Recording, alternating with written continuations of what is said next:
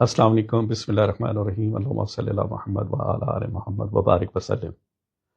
آپ لوگ کافی سارے وظائف اور تسبیحات ایسی دیکھ رہے ہوں گے کہ رزق میں کمی، رشتے کا نہ ہونا، اور فلاں چیزیں جو کہ دنیا کے مسائل ہیں، لیکن آپ لوگ ایک چیز بھول گئے کہ اپنی قبر جو ہے نا، وہ سب سے امپورٹنٹ چیز ہے جس میں جانا ہی جانا ہے، آپ نہ چاہتے ہوئے پہنچیں گے۔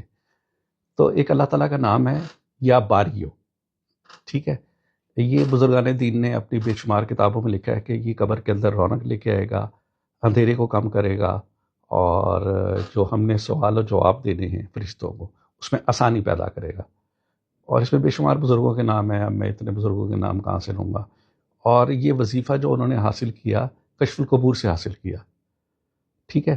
اب کشف القبور پہ بھی کئی لوگ بحث کریں گے کہ کشف القبور کیا ہوتی ہے اور یہ ہوتا ہے۔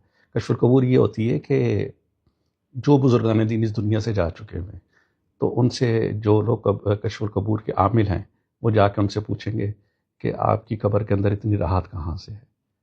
تو بزرگان دین نے یہ لکھا ہے کہ ان سے جب یہ پوچھا گیا تو انہوں نے لکھا کہ ہم روزانہ ایک تسبیح اللہ تعالیٰ کے نام کی یا باریو پڑھتے تھے، تو اس کی وجہ سے ہماری قبر کے اندر رونق ہے۔ تو میری آپ سے التماس بھی ہے کہ 5 منٹ کا کام ہے کہ قبر کے خوف سے اور آخرت کے خوف سے ایک تسبیح اللہ تعالیٰ کے نام کی اول آخر 7 مرتبہ درود پاک، یا باریو یا باریو یا باریو، یہ پڑھے۔ دیکھیے گا اللہ تعالیٰ دنیاوی معاملات بھی حل کرے گا اور آخرت کے معاملات بھی حل کرے گا۔